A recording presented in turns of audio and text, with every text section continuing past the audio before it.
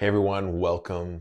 Geo here, Giocast 37. We're almost at 40. Um, yeah, thanks for all those who are listening. Today's episode, I'm going to share a bit about a recent trip to Panama, going to a really cool music festival called Reactor Venao.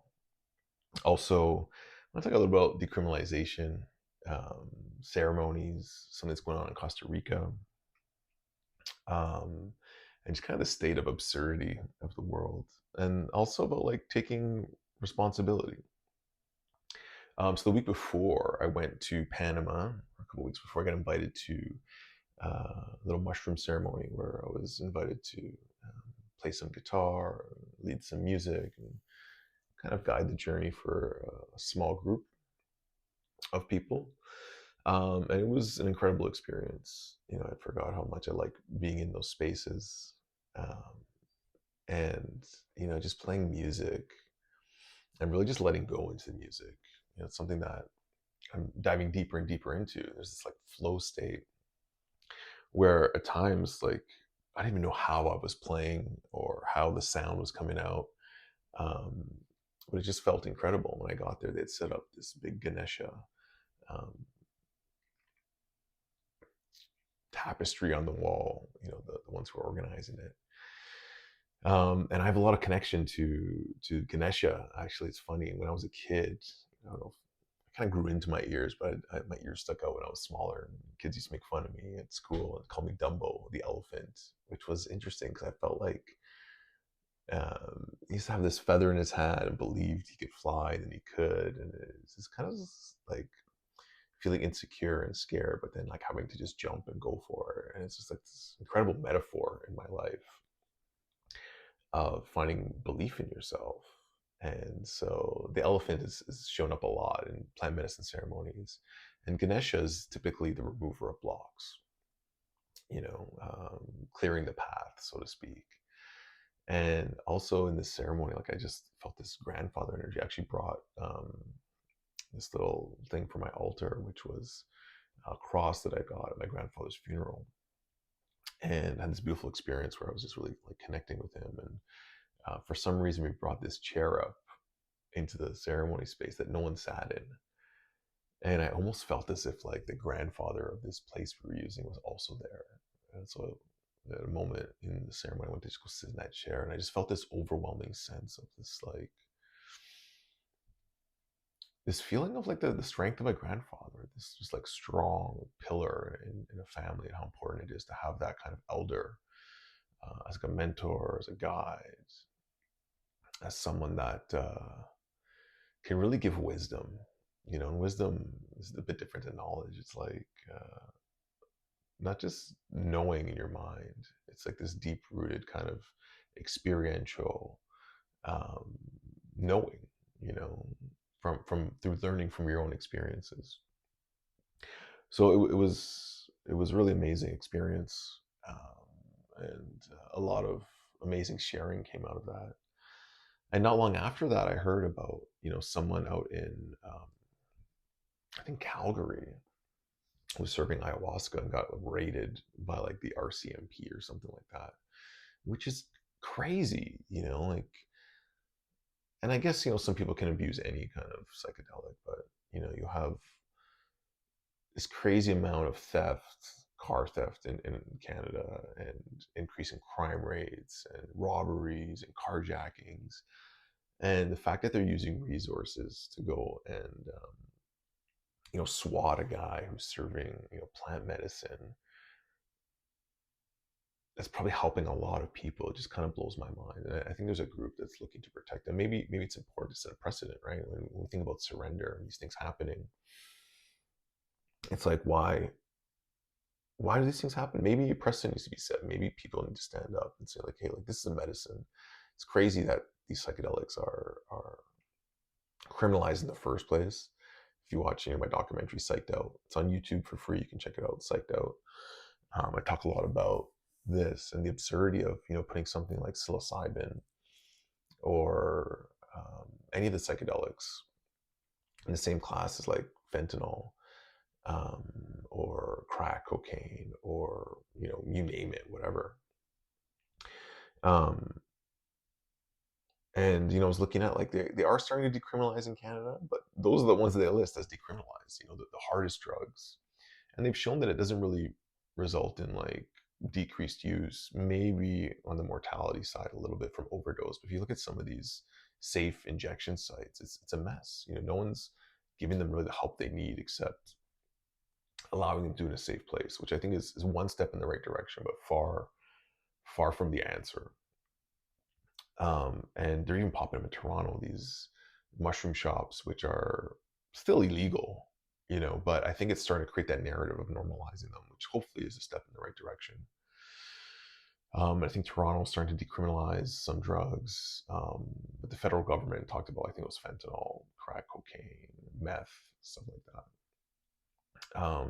So what is the answer? How do we really move forward? And I think there's a lot of places in the States that are doing that as well. But I think it's a lot around education. But for example, like psilocybin mushrooms, there's like no toxicity. You cannot overdose on it. Same with ayahuasca. You have to drown in it to overdose on it. Yeah, you can drink a lot. You can get very, very high. You can have a wild and crazy experience. And one time, I took 16 grams of penis envy psilocybin, which was an intense experience. But I came back to normal. And I don't recommend doing that. Obviously, I don't recommend taking any drugs. Um, but a lot of times people are at the end of their rope or don't have anywhere else to turn, and things like psychedelics, have shown amazing relief, breaking people of depression, helping with anxiety. So, and I'm also a big fan of microdosing. I microdose from time to time. Um, it just helps with that neurogenesis, helps with resetting that new way of thinking, and combined with like daily intention setting, daily practice, meditation, and breath work, um, the results are incredible. But obviously, I'm a big breathwork fan. Daily breathwork is the way to go. So, anyways, I feel like I'm rambling here. Yeah. So, it's like I heard this interesting quote not too long ago where I think it was Napoleon. It was like, war is when someone tells you who the enemy is, and revolution is when you see the enemy for yourself, when you decide who the enemy is. And I'm not saying we should start a revolution, but we need to start seeing like where the problem stems from. You know, when these bigger narratives with these intentions or conflicts of interest start to dictate and tell us who we should hate, who we should go to war with, and they have something to gain from it. I'm worried now that psilocybin criminalization, where they're going to start cracking down, is because they're trying to legalize it in a way that they can make money off it. Which I think is going to be hard. They're trying to alter them and create compounds and extract something from a plant that's been working perfectly for thousands of years to make it easier, or I don't know. But I think we just need to. Most important is like part of taking accountability and taking responsibility. Start to ask the questions and checking your own moral compass and not being afraid to stand up and speak for what you believe in. And I've been thinking a lot about that lately. Certain conversations, although I have my opinion or a standpoint that I just don't feel comfortable speaking about publicly because of fear of backlash and fear of um, cancel culture and fear of all these things. And like, well, if we don't start speaking up now about what we believe in and being able to have a conversation, not pointing the finger like you're wrong or you're right. It's okay, like let's talk about this.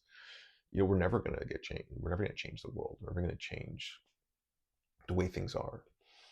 Um, and it's interesting because I think people just want to get along with each other, but the narrative is like, oh, they're trying to take this from you, or they're trying to do that, or these people are bad. And it's this like perpetual brainwashing. And you look back at history, and if you really look at it, most of the time, the biggest events that have happened in the world that have created, disharmony and hatred, a lot of the times they weren't exactly as we were told. And that comes from like my conspiracy theory background, but a lot of the things in the last 4 or 5 years that people said were conspiracies are actually coming to light as truth. And I think the way they do it is they mix a little bit of truth, a little bit of an alternative narrative, and they keep people guessing and confused all the time. So, I went to Panama to check it out. I've been living in Costa Rica for about 2 years. Been back in Toronto for the last year or so. And a friend of mine went to Panama, and he's like, "Oh, you got to come check it out." So it's very similar to Costa Rica in many ways. They use the U.S. dollar there. They're protected by the U.S. because of the Panama Canal. Cost of living is much cheaper than Costa Rica. It was one thing that stood out. The weather is great. We went to a place called Venao. It's about 6 hours or so east of Panama City, and I like finding these little remote towns because it kind of keeps like the riffraff, the tourists out of it, and you got to really find these places and get there. And it was beautiful, small town, a lot of expats, really cool beach, really cool like wellness and health vibe, and just an awesome community. Like they call it like a vortex. And one guy was telling me there's a lot of iron in the sand there. It creates this kind of magnetic pull. I don't know how true or not that is, but it seemed to attract an interesting crowd of people. So I've been wanting to surprise my wife with a present. She's like, "Oh, you never do anything for my birthday special," which is not true. She's like, "Oh, you always throw a party for yours." I'm like, "Yeah, I organize it, I plan it, I do it." But so I pretended like nothing was happening, and I was gonna tell her the day before we went that we're pack your bags, we're going to Panama. And everyone that I told, obviously I had to have someone watch my kids. Like, no, that's the wrong way to do it. Do not do that. A woman needs like 3 or 4 days to pack. So it's only a 4 or 5 day trip. She always overpacks anyways. Maybe it'd be no. It was like, don't do that. So we told her on the Monday, on her actual birthday, which was actually the day of the eclipse, on the 8th. And I'll talk about the eclipse in a second because it was interesting day. People thought the world was going to end. Some interesting things happened. I've seen videos online. I wasn't even sure whether I should look at the eclipse or not. You know, is this eye damage thing real? Some people are like, you should look right at it. If they're telling you not to look at it, that means look at it.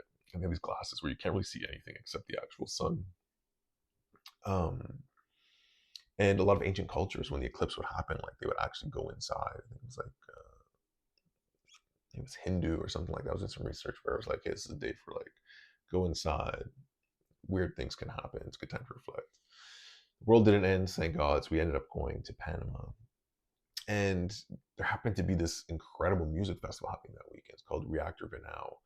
And it just so happened that some of my favorite DJs were playing, like Mira, Ali Farani, Roy Rosenfeld, some other awesome DJs. So we're in this beautifully magical space.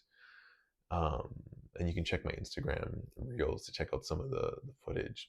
Beautiful space and incredible DJs in the most beautiful settings, like sunrise. I'm more of a sunrise guy. I'm getting old, so I can't do the all night parties anymore where it's like, yeah, 10 p.m. to like 7 a.m. So we would, you know, catch a little bit of the evening set, watch the sunset go down, take a nap, wake up like 4 a.m. and go to wherever the sunrise set was playing. And they'd set it up on these beautiful like mountain tops where when the sun comes up over the mountains, you can see the ocean and people are dancing. And this is around the same time where the whole Israel Iran thing is going off and there's bombs going off in the day. I'm just like, man, is the world ending? And here we are like partying, like really just enjoying life. And there's some days I wake up and I'm like, what's the point of continuing to work? What's the point of anything if this world is going on this like downward spiral into like some chaotic, abysmal calamity? But at the same time, it's like, okay, if that's the case, then why not, live life to the fullest? I think COVID really changed people's perspective on that. People who felt like they were in these like dead end jobs or were not happy with life. A lot of people really, really woke up during that time.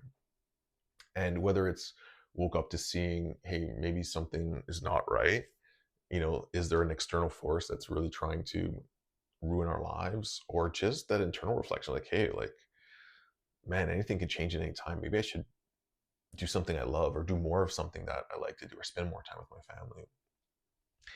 And what also is awesome is all this chaos is going on and, there's bombs flying.